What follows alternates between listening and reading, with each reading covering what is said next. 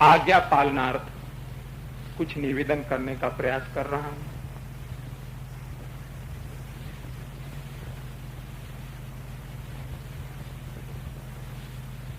सदगुरु श्री कबीर साहब की मौलिक रचना सदग्रंथ बीजक है।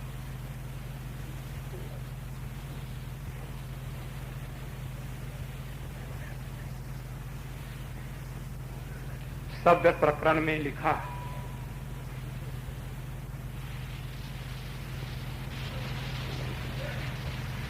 माया मोह मोहित किन्हा,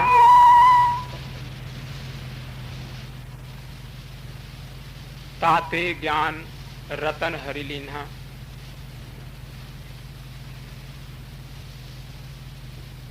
करूं, सदगुरु कबीर साहब कहते हैं कि माया मोह मोहित किन्हा। माया क्या है?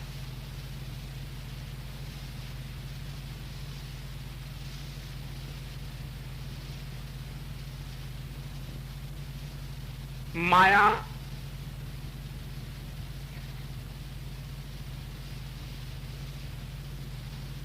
जो सत्य भाषित हो,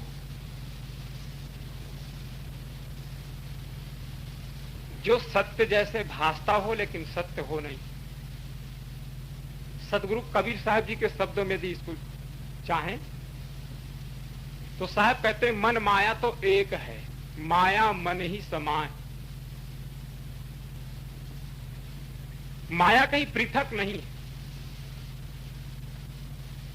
माया हमारा मन का ही स्वरूप है। जहां तक मन का विस्तार है वह सब माया है। अवधू छाड़ऊ मन विस्तारा, सो पद गहो जाहिते सदगति पार ब्रह्म सोन्यारा। हे अवधू, तुम मन के विस्तार को छोड़ो और उस पद को ग्रहण करो जिससे तुम्हारी सदगति। और वह स्थिति कैसी है? पार ब्रह्म से भी न्यारा। लोगों को बड़ा आश्चर्य होता है कि पार ब्रह्म से भी न्यारा। हाँ, पार ब्रह्म से भी न्यारा। जिस पार ब्रह्म की कल्पना की गई वह भी तो जीव चैतन्य की ही कल्पना है।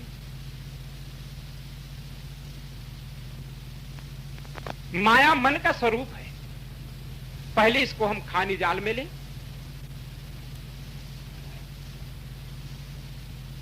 सामान्य अर्थों में हम स्त्री पुत्र धन संपत्ति परिवार आदि को ही हम माया कहते हैं।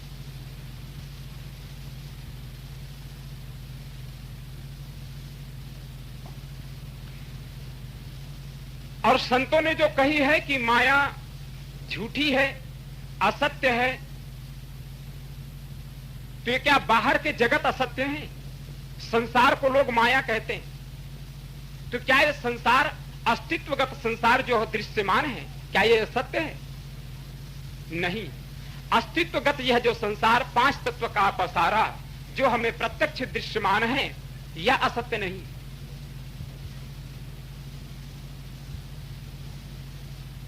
और इससे हमारा मन का कोई संबंध भी नहीं है। प्रत्येक आदमी की अपनी अपनी दुनिया, प्रत्येक आदमी का अपना अपना संसार है। और अपने ही बनाए हुए संसार में, अपने ही बनाए हुए माया में हर व्यक्ति उलझा हुआ है।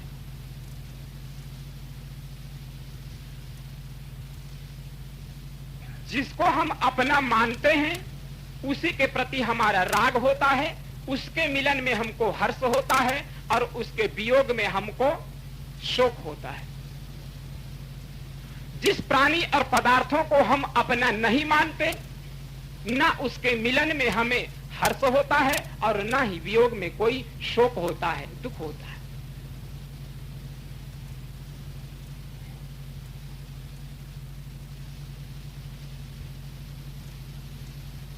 हम मान लेते हैं कि ये हमारी पत्नी है, ये हमारे पिता है, ये हमारे पति है, ये हमारे पुत्र हैं।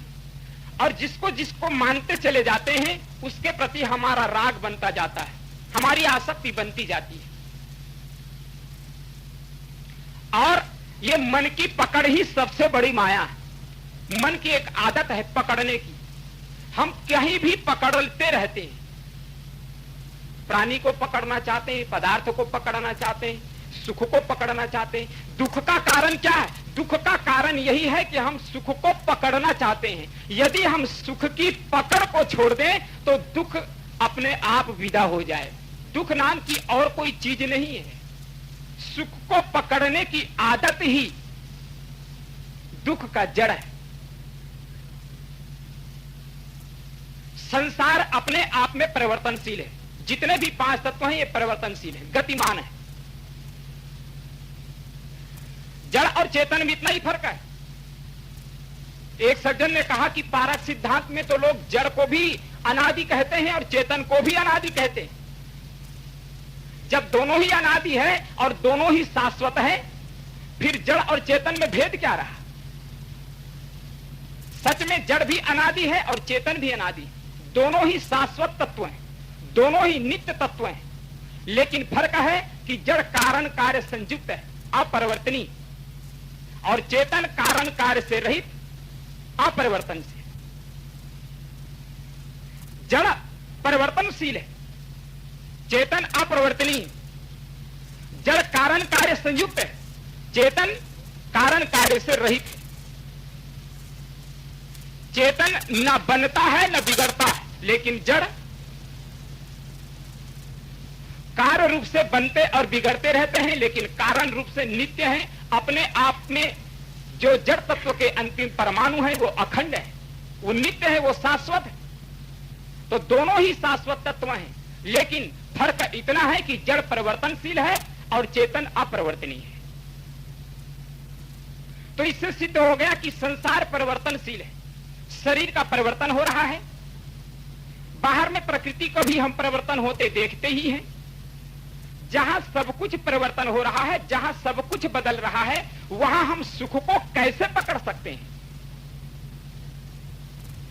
मानो प्रकृति हमारे लिए एक व्यवस्था दे रही है और प्रकृति हमको बता रही है कि तुम पकड़ना चाहते हो, ये तुम्हारी मूढ़ता। बाल्यकाल रहा वो चला गया, यौवन आया वो भी चला गया, अब वृद्धावस्था आई और ये भी चला जाता है, मरघट में पहुंच जाते हैं। शरीर बदलता है, ये बताता है कि ये सब बदलने वाले चीज हैं, ये परिवर्तनशील चीज हैं, और ये कभी अपरिवर्तन हो ऐसा नहीं हो सकता। ये अपने आप में अनित्य है, ये नित्य होंगे नहीं। इसलिए नित्य तत्व की हम प्राप्ति करना नहीं चाहते, अनित्य पदार्थों को हम पकड़ना चाहते हैं। यही तो दुख का कारण है। तो हमारे मन में एक पकड़ है प्राणी और पदार्थों के प्रति। मन जिस प्राणी पदार्थों को अपना मानता है उसके प्रति राग उत्पन्न होता है, और वहीं से ये दुख पैदा होते हैं, कलह पैदा होती है, क्लेश पैदा होती है। तो मन की पकड़ छूटनी चाहिए। मन की पकड़ यदि नहीं छूटेगी तो घर छूट जाता है, तो भी पकड़ नहीं छूटती तो हम दूसरा घर बनाते हैं। मन में भी पकड़ नहीं छूटी तो पुत्र परिवार को छोड़े तो चेले शिष्य में उलझे। बात तो पकड़ की है, बात तो भीतर की है। हम भीतर से अपने पकड़ को कितना छोड़े हैं इसकी बात। इसलिए पकड़ को छोड़ना है। ये मन की पकड़, प्राणी और पदार्थों के प्रति जो मन का आकर्षण है, मन का राग है, यही माया है। संसार जो अपना नहीं है, इसको अपना मानना ही माया है। जो अपना ना हो और उसको हम अपना माने, ये क्या है? माया। कोई व्यक्ति मुझे एक पुस्तक दे दे कि आप इसे पढ़ लीजिए और पढ़कर वापस लौटा दीजिए।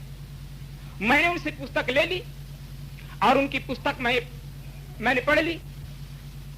पढ़ने के बाद मैं मानता हूं कि पुस्तक मेरी हो गई, मैं उन्हें वापस नहीं लौटाना चाहता हूं। तो जिनकी किताब है वो, जिनकी पुस्तक है, वे अपनी पुस्तक तो मांगेगा ही, नहीं देंगे तो बर्बस्ता पूर्वक छीन लेगा।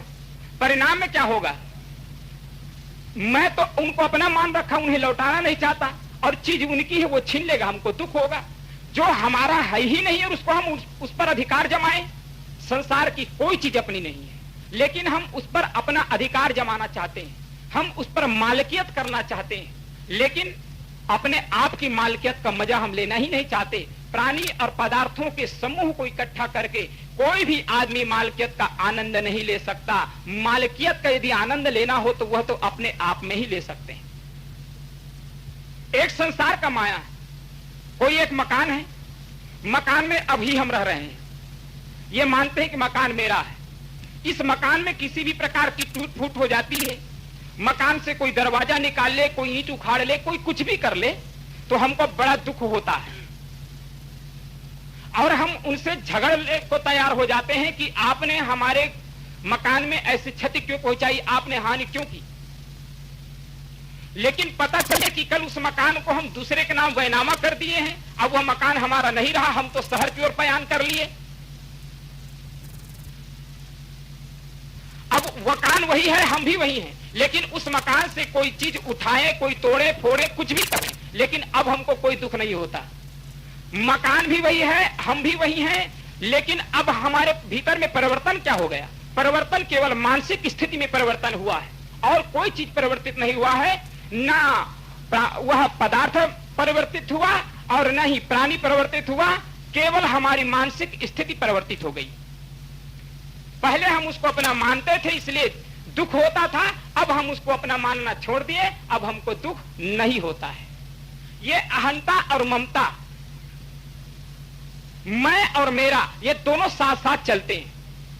जब हम मानते हैं कि यह जगह मेरी, यह है ममता, फिर उसके भीतर में अहम तत्व विराजमान हो जाता है, मैं इसका मालिक।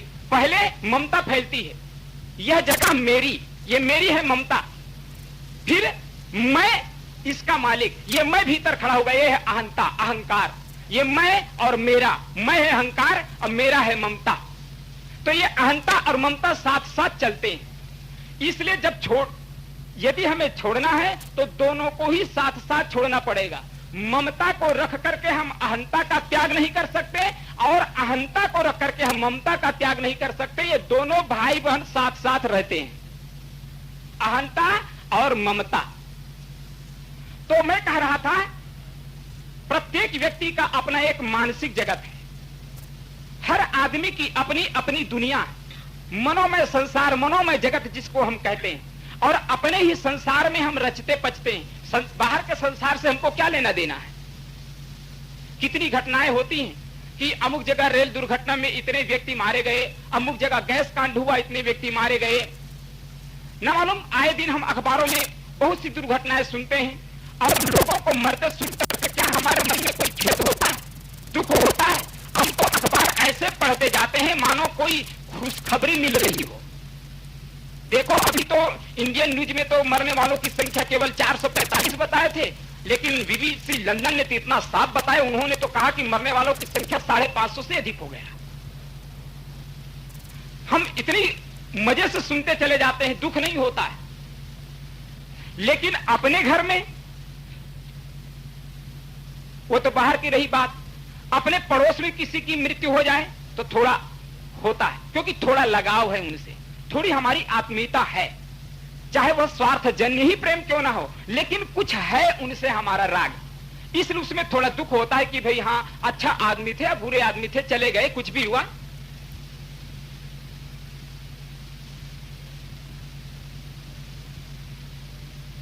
बोलिए श्री सद्गुरु देव की जय। लेकिन अपने ही घर में इस प्रकार की दुर्घटना हो जाए, किसी की मृत्यु हो जाए, तब फिर महीनों भूख नहीं लगती है। क्यों हुआ? 500-500 व्यक्ति को मरते सुने, हजारों व्यक्ति की सामूहिक मृत्यु हुई और उस घटना को सुन करके हमारे मन में दुख नहीं हुआ, और एक व्यक्ति की मृत्यु ने हमारे जीवन को बदल दिया है। हमारे मानसिक स्थिति में इतना परिवर्तन आ गया है। ऐसा क्यों हुआ? क्योंकि इसको हम अपना मानते हैं और उसको हम अपना नहीं मानते हैं। हर आदमी का अपना अपना संसार है और हर आदमी अपने ही संसार में शोकित होता है। यह है माया, यह व्यवहारिक पक्ष में, खाली जाल। दूसरा माया है, सदगुरु श्री पूरन साहिब जी की बीजक त्रिज्या को देखे, माया की कितनी सुंदर परिभाषा। माया कहिए काया, काया कहिए कल्पना को। कल्पना का भी समाज में बड़ा व्यामोह है। स्त्री का ही व्यामोह हो, पुत्र परिवार का व्यामोह हो, धन संपत्ति का ही व्यामोह हो, ऐसी बात नहीं है। कल्पना का व्यामोह आज संसार में बहुत बड़ा व्यामोह है। इस व्यामोह को तो आदमी छोड़ देता है क्योंकि इसका प्रत्यक्ष अनुभव कर रहा है। आज नहीं कल आदमी तो इसमें उब डूब जाता ही है। खन उबे खन डूबे खन अवगाह, रतन न मिले पावे नहीं था। ये मन तो हमको धोखा देता है कि कभी विषयों में सुख है, पुत्र परिवार में सुख है, और इसमें आदमी फंसता है। और जब परिस्थितियों की चोट लगती है तो आदमी के होश भी ठिकाने लगने लगते हैं। फिर आदमी कहता भी है कि ये सब बड़ा झंझट है, बड़े अच्छे कि महाराज आप लोग छोड़ दिए, बड़े सुखी हो गए, हम तो बड़े झंझट में पड़ गए, महाराज हमको भी अपने साथ में ले चले।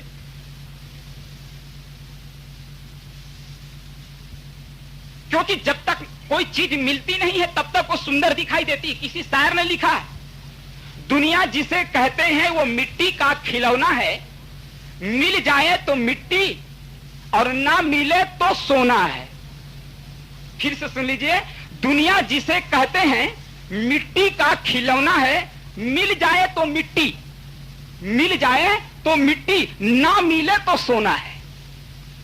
जब तक कोई पदार्थ अपने पास नहीं आता है तब तक ही वह बड़ी कीमती दिखता है। जब तक कोई वस्तु अपने पास नहीं होती तो बड़ी कीमत की लगती है, और जब वह वस्तु अपने हाथ आ जाती है तो वह ना कीमत की हो जाती है। दूर दूर ही बड़े अच्छे लगते हैं, दूसरों के कपड़े बड़े अच्छे लगते हैं, दूसरे के पति दूसरे के पत्नी देखने में बड़े अच्छे, लेकिन उसको स्वयं जब प्राप्त कर लिए तो फिर पूरा जीवन नरक, कैसे इनसे पिंड छुड़ाएं यही सोचते रहते हैं। अप्राप्त वस्तुओं की चाहना यही मन के उत्पीड़न का कारण है, और जब वस्तुएं प्राप्त हो जाती है तब उनकी असारता हमारे सामने आती है, फिर हम उन असार तत्वों से ऊपर उठने की सोचते हैं बात। तो ये सांसारिक माया का तो त्याग हो सकता है, सांसारिक व्यामोह को तो व्यक्ति सहज ही त्याग देता है, लेकिन एक सबसे बड़ी माया है, और इसी ये सदगुरु कबीर साहब जी की मौलिक जो देन है यही है। समाज में इस माया के लिए तो बड़े बड़े लोग त्यागी हुए, इसके लिए हम महावीर, महात्मा बुद्ध, भृतहरि, गोपी चंद, गोरख, अनेक महापुरुषों को हम गिना सकते हैं जिन्होंने विषय सुखों का त्याग किया, संसार सुखों का त्याग किया, लेकिन मन मानंदी का त्याग बहुत कम लोग ही कर पाते हैं। मोटी माया सब तजे, झीनी तजी न जाए, पीर पैगंबर औलिया झीनी सबन को खाए। ये झीनी माया सबको खा रही है। ये झीनी माया है मन की कल्पना। कल्पना क्या है? जीव से पृथक ईश्वर सत्ता की कल्पना, कि जीव से पृथक मनुष्य के सुख दुख को देने वाला, प्राणी मात्र के सुख दुख को देने वाला, इसके कर्ता कोई ऊपर है। आप सभी ये कहानी सुने हैं ऊपर वाले की, लेकिन मैं भी उसको पुनः आज दोहरा रहा हूं कि दो बच्चे थे, बड़े ही भूखे, चोर नहीं थे। पेट की भूख आदमी को क्या नहीं करा देती है। स्वभाव से वे चोर नहीं थे, भूखे बच्चे। एक बुढ़िया थी, अकेली रहती थी, उनके घर में रात्रि में प्रवेश कर गए, कुछ अन्न जल की तलाश करने लगे। एक मित्र को थोड़ा चावल मिल गया, उन्होंने बताया कि मित्र मुझे तो चावल मिला है। दूसरे खोजते खोजते दूध पा गए, उन्होंने कहा मित्र मुझे तो दूध मिला है।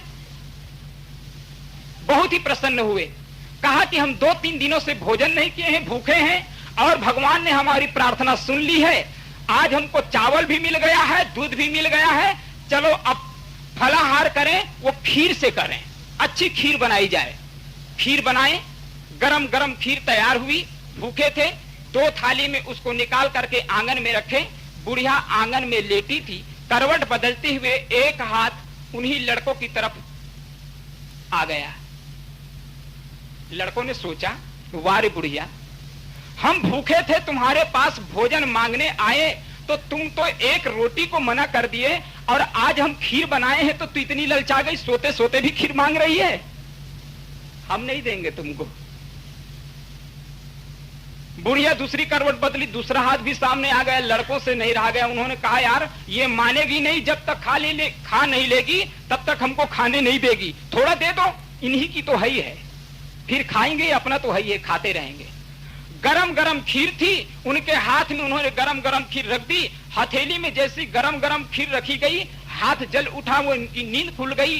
दौड़ो दौड़ो, क्या हुआ देखो। पड़ोस के लोग जागे, माता जी क्या हुआ, क्यों रात्रि में तुम चिल्ला रही हो।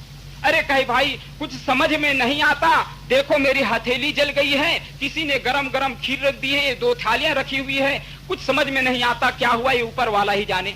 वे 2 बच्चे ही थे, दोनों चोरी करने के लिए गए थे और जल्दीबाजी में जब बुढ़िया की नींद खुली तो उनके तो होश उड़ गए। उन्होंने सोचा कि अब क्या होगा, हम तो पकड़े गए।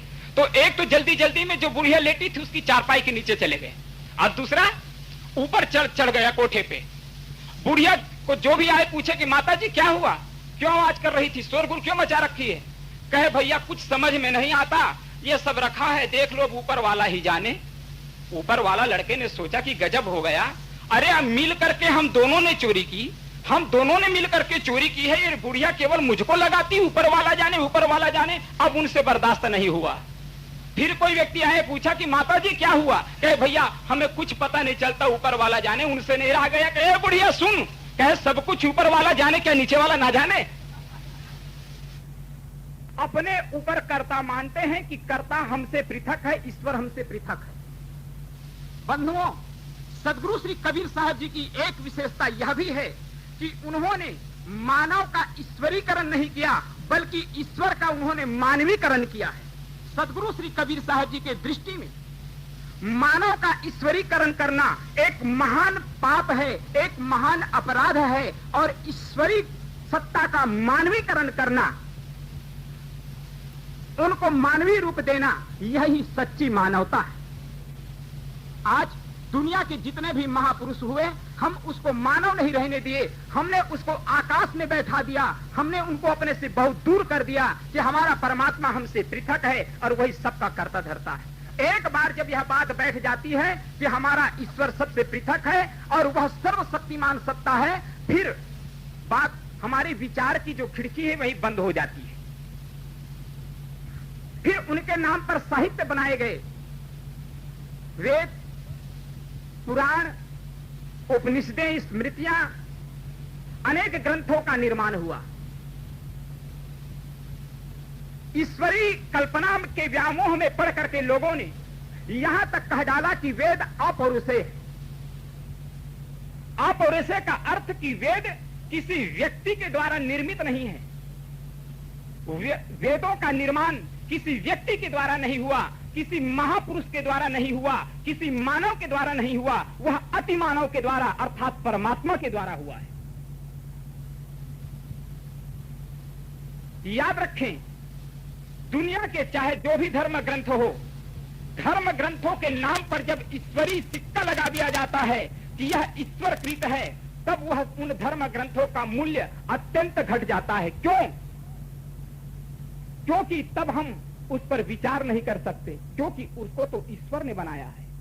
जब परमात्मा ने बनाया है फिर सोचने की कोई बात नहीं है। इसलिए आज तक हम वेदों पर, बाइबिल पर, धम्मपद, आवेस्ता, दुनिया के जितने भी बड़े बड़े धर्म ग्रंथ हैं, इन धर्म ग्रंथों पर आदमी ने विचार नहीं किया। धर्म के नाम पर नानू नाचा आदमी कर ही नहीं सकता है। धर्म के नाम पर प्रश्न चिन्ह उठाना पाप माना गया है। यह सबसे बड़ी कमजोरी रही है। सदगुरु कबीर साहब इसके विरोधी।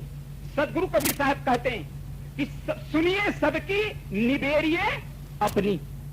आप सबकी सुने लेकिन अपनी निबेरा करें। अपने अर्थात अपने मन में जो मान ले वही नहीं, विवेक से।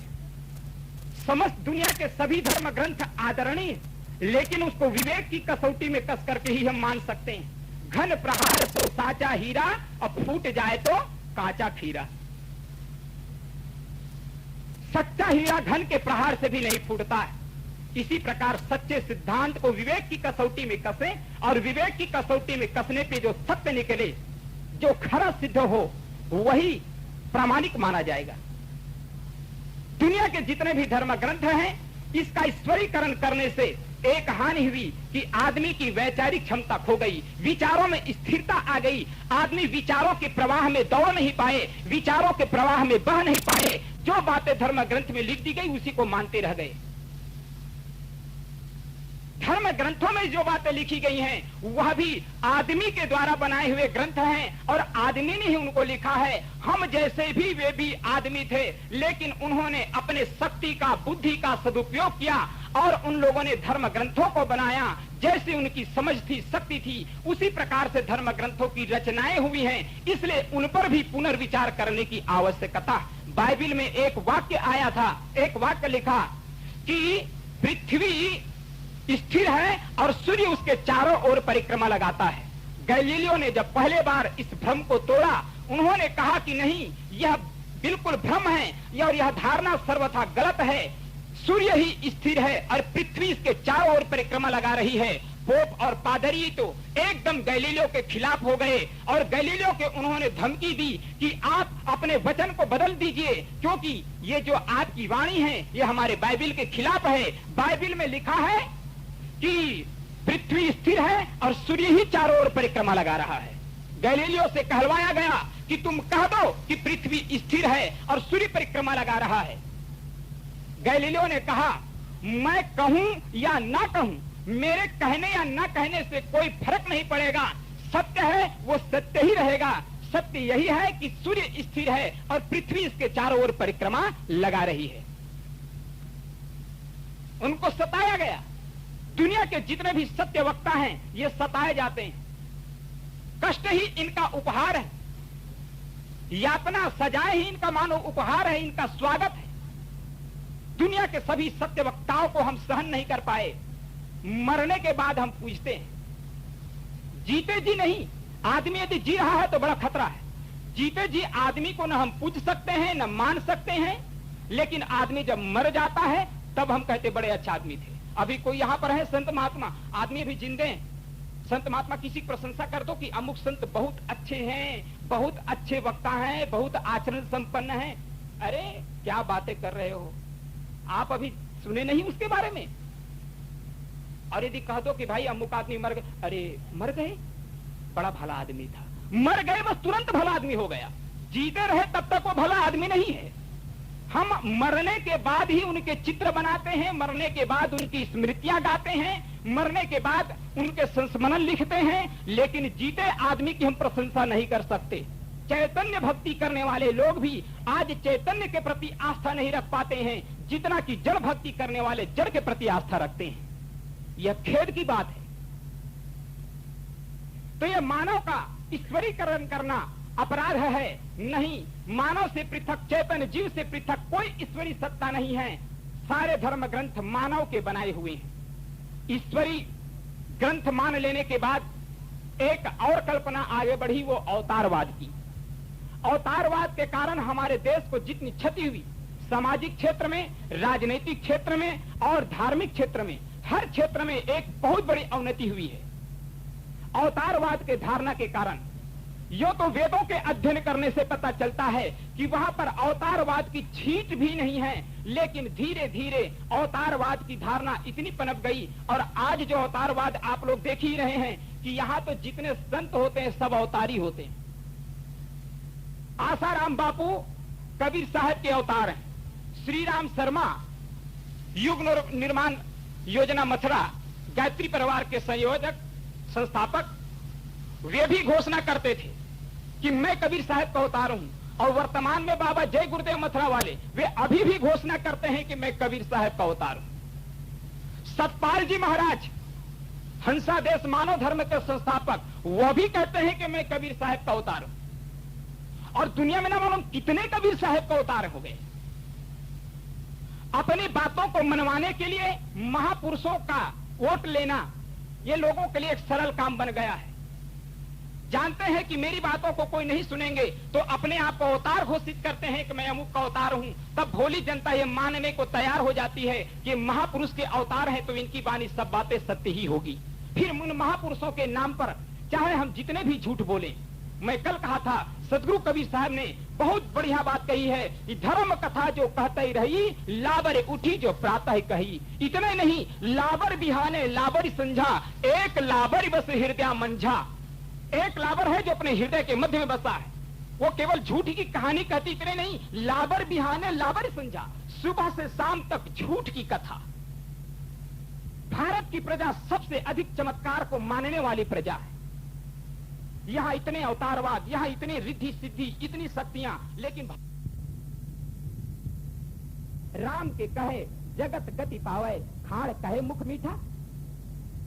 ऐ पंडितों, जो तुम घोषणा करते हो कि नाम स्मरण से किसी का कल्याण होता है, किसी की मुक्ति होती है, तो राम के कहे जगत गति पावे। यदि राम राम राम कहने मात्र से किसी का कल्याण होता है, मुक्ति होती है, गति स्थिति होती है, तो खाड़ खाड़ कहने से मुख मीठा क्यों नहीं हो जाता?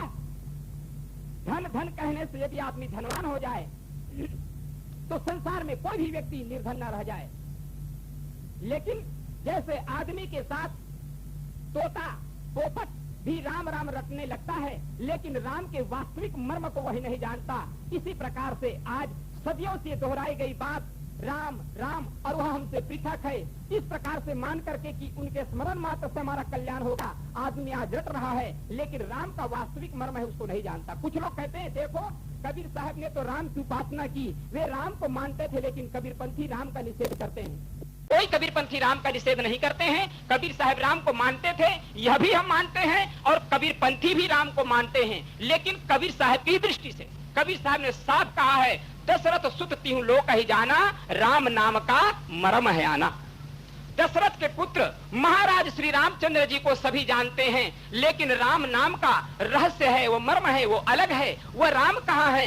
दिल माँ खोज दिलहि माँ खोजो, यह करीमा रामा। आप अपने हृदय में टटोल करके देखें, अपने दिल के मध्य में टटोल करके देखें, इसी में करीम और राम है। उन्होंने घट घट निवासी जो रमैया राम चैतन्य जीव है उनको राम कहा है। हंसा सरवर शरीर में हो रमैया राम, उन्होंने रमैया राम जीव चैतन्य को कहा है। आप ही बाउर आप सयाना, हृदय बसे तही राम न जाना। तो क्या आप अपने ही हृदय के मध्यस्थ विराजमान जीव चैतन्य को आप नहीं जानते? अपने आप को छोड़कर क्या भूल रहे हैं? तो मैं कह रहा था अवतारवाद यहाँ की सबसे बड़ी दुर्बल कड़ी रही है। विवेकानंद ने कहा है कि जिस धरती पर मैं जन्मा हूँ वहाँ बरसाती कुकुरमुत्ते के समान संप्रदाय जन्मते और मरते हैं। ये अवतारवाद के कारण ही नाना संप्रदाय भी खड़े हुए, क्योंकि जिनके या अर्थ शक्ति आई उन्होंने अपना एक अलग स्वतंत्र संप्रदाय कायम किया। दुनिया के हजार संप्रदाय, ये दुनिया में जितने भी आज संप्रदाय जन्म ले रहे हैं, अवतारवाद देखो ना, कितने देवी देवता यहाँ नए नए अवतार लेते रहते हैं। कुछ दिन पूर्व मैं गुजरात में गया था तो मैंने कभी दशा माँ का नाम भी नहीं सुना था, लेकिन अब लगभग ज्यादा दिन नहीं, केवल 2-3 वर्षों से दशा माँ इतना जोर पकड़ लिया है वहाँ कि 10 दिन के उपवास करते हैं और अंतिम रात्रि में जागरण, और पूरे रात भर गरबा नृत्य। ये गरबा के नाम पर भी क्या वहाँ कुछ होता नहीं है? गरबा तो एक बहाना है, धर्म का बहाना। देवी का जागरण कहाँ करते हैं? वहाँ तो काम का जागरण होता है। मैंने अपने नंगी आंखों से देखा है गुजरात की इस दृश्य को। वहाँ रास के नाम पर, गरबा के नाम पर जितने दुष्कृत्य होते हैं उतना और किसी जगह पर नहीं हो सकता। गणपति दादा मौर्य के नाम पर जो दुष्कृत्य किए जाते हैं, यह अत्यंत खेद की बात विकृत कर दिया है। महापुरुषों के नाम पर भी हम, अब उनके जीवन पर भी हम लांछन लगा रहे हैं, उनके नाम पर भी हम चरित्रहीनता का परिचय दे रहे हैं। यह मानव की सबसे बड़ी दुर्बलता। मैं कह रहा था माया मोह मोहित किन्हा, तो माया कहिए काया, काया नाम कल्पना। इस कल्पना के व्यामोह ने संसार को मोहित कर लिया है। अपने ईश्वर को, अपने गुरु को, अपने मत को, अपने पंथ को, अपने सिद्धांत को सर्वश्रेष्ठ कायम करने के लिए लोग अनेक प्रकार के चमत्कार जोड़ते जाते हैं। जैसे भगवान श्री कृष्ण के विषय में कहा गया, महाराज श्री कृष्ण का जब जन्म हुआ, कारावास में जन्म हुआ, वासुदेव उस नवजात शिशु को टोकरे में लेकर के निकलते हैं। उस समय कारागृह में ताला लगा हुआ था, ताले सब अपने आप टूट गए और जितने भी द्वारपाल थे उनको मूर्छा आ गई, नींद लग गई, और वासुदेव जी नवजात शिशु कृष्ण को लेकर के चल पड़े। वहां देखता क्या है कि गंगा नदी में बाढ़ आई थी, बाढ़ को, यमुना नदी में बाढ़ आई थी, और बाढ़ को देख करके एकदम घबरा जाता है। लेकिन आकाशवाणी होती है कि वासुदेव जी आप मत घबराइए, और इतने ही देर में बीचों बीच एकदम नदी सूख जाती है और वासुदेव जी एकदम निकल जाते हैं। चमत्कार, पूतना वध और न मालूम कैसे कितने कितने। इसी प्रकार से ये तो ईश्वर के बारे में हो, उसको अनंत ब्रह्मांड का नायक बना दिया गया। रामचंद्र जी के लिए भी इसी प्रकार के चमत्कार जोड़े गए कि वे चतुर्भुज रूप में जन्म लिए। अब कोई चतुर्भुज रूप में मां के गर्भ से जन्म ले सकता है, लेकिन कैसी कैसी कल्पना। और हम धर्म के नाम पर कुछ भी बातें कह दी जाए सब मान लेते हैं। जो योजन 4 मूंछ रही ठाड़ है, रावण के 4 योजन मूंछ रहा तो हम मानने को तैयार हैं। सब धर्म के नाम पर जो कहे तो सत्य वचन महाराज। संत लोग एक कथा बताया करते हैं कि एक कथाकार थे, कथा कर रहे थे, तो सामने जो लोग बैठे थे वे सत्य वचन महाराज, सत्य वचन महाराज, हर बातों में सत्य वचन महाराज। कथाकार को थोड़ी शंका हुई कि ये सभी लोग सत्य वचन महाराज कहते हैं, इनमें कुछ बुद्धि है, विवेक है कि यूं ही सत्य वचन महाराज करते हैं। तो उन्होंने एक कहानी कही परीक्षा लेने के लिए। उन्होंने कहा कि एक जगह बहुत सी मक्खियां बैठी हुई थी। कहे सत्य वचन महाराज, कहे मक्खियां अपनी जगहों से उड़ करके गुड़ के चाक पर जाके बैठी। वो जो 12-12 किलो के 16-16 किलो के चाक होते हैं, कहा उस पे जाकर के बैठी मक्खियां। कहे सत्य वचन महाराज, कहे एक एक चाक को लेकर के मक्खियां उड़ गई। कहे सत्य वचन महाराज।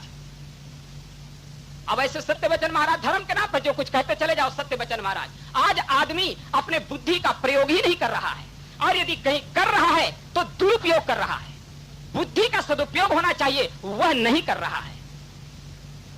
तो इस प्रकार जो प्रजा, जहां की जनता, जहां की प्रजा अत्यधिक चमत्कार प्रिय हो जाती है, निश्चित ही वह कभी विकास नहीं कर सकता। इस देश में टेक्नोलॉजी नहीं आ पाई, क्यों?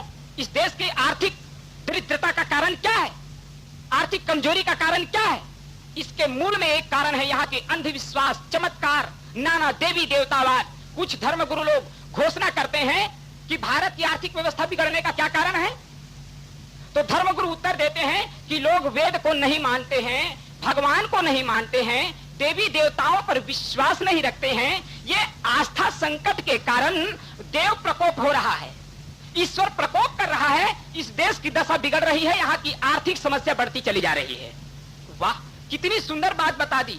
अब उन सज्जनों से, उन धर्म गुरुओं से हम पूछें कि चीन, जर्मन, जापान, बहुत से ऐसे राष्ट्र हैं जो बौद्धिस्ट राष्ट्र हैं, जो ना देवी देवता को स्वीकार करते हैं, ना ईश्वर को स्वीकार करते हैं, ना अवतार को स्वीकार करते हैं, न किसी प्रकार के चमत्कार को स्वीकार करते हैं। लेकिन उन देशों, वे जो देश हैं इतने समृद्धशाली क्यों?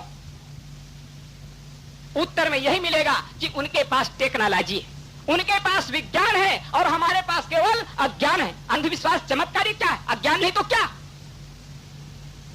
कितने भी धर्म गुरु हैं वे धर्म को विज्ञान के विरोधी बताते हैं। एक बात याद रखने जैसी है, जो धर्म विज्ञान विरोधी है वह धर्म नहीं है। धर्म भी विज्ञान है और विज्ञान भी विज्ञान है। विज्ञान के नाम पर अंधविश्वास फैलाना यह भले ही एक दूसरी बात है, लेकिन विज्ञान तो विज्ञान है, धर्म भी एक विज्ञान है। जो भौतिक विज्ञान है वो पदार्थों की खोज है, और जो धर्म है वो अपने आप की खोज है। हम दूसरे शब्दों में कहें तो धर्म आंतरिक विज्ञान है और विज्ञान भौतिक विज्ञान है। वह पदार्थ की खोज, वो भौतिक विज्ञान है, और धर्म विज्ञान एक दूसरे के विरोधी नहीं बल्कि एक दूसरे के पूरक तत्व हैं। संसार में कारण कार्य की एक अटूट व्यवस्था है, और कारण कार्य की व्यवस्था को नहीं नकारा जा सकता है। सदगुरु से कबीर साहब जी के मौलिक सिद्धांत के द्वारा यदि हमको यह बोध हो जाए, कारण कार्य के अटूट व्यवस्थाओं का बोध हो जाए, तो ये जितने भी मूल में जो ईश्वरवाद का भ्रम है, ईश्वरवाद की जो धारणा है, इसका पर्दाफाश हो जाता है। और जब ईश्वरवाद की धारणा मन से हट जाती है, तभी आदमी स्वस्थ चिंतन कर सकता है।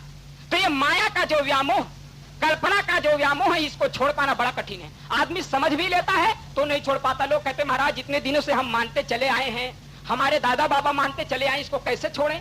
कुछ लोग कहते हैं महाराज आपकी बात तो सब सही है, सदगुरु कबीर साहब जी की जो बातें हैं वो समझ में आती है, बहुत ही अच्छा सिद्धांत है, लेकिन ये लेकिन, अगर, मगर, किंतु, परंतु बड़े खतरनाक शब्द हैं। जिसके सामने में लेकिन, अगर, मगर, किंतु, परंतु लग गए तो समझो कि कुछ गड़बड़ है। तो लोग कहते हैं कि ये बात तो ठीक है, सिद्धांत अच्छा है, लेकिन हमारे पूर्वज लोग यही मानते चले आए हैं।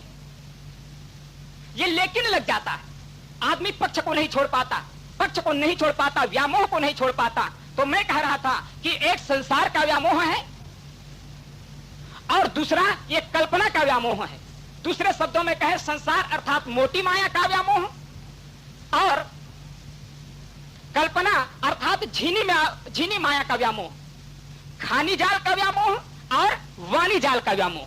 ये दोनों मोह है और ये दोनों जीवन के लिए जाल है, इसी में जीवन उलझता। सदगुरु कबीर साहब ने दूसरे शब्दों में कहा कि भंवर जाल बगु जाल है, बूढ़े बहुत अचेत, कहाँ ही कबीर ते बाची हैं जाके हृदय विवेक। इस जाल से छूटने का केवल एक ही उपाय है, वह है विवेक। कहीं कबीर ते उबरे जाहि न मोह समाए, जो इस मोह से व्याप्त ना हो जाए, जिनके हृदय में विवेक हो। नहीं तो कहा जिसके हृदय में विवेक नहीं उसकी स्थिति कैसी है? बिना विवेक भटकत फिरे पकड़ शब्द की छाई, मन सायर मनसा लहरी बूढ़े बहुत अचेत, कहा ही कबीर ते बाचे हैं जाके हृदय विवेक। विवेक को उन्होंने सर्वोत्तम साधन बताया।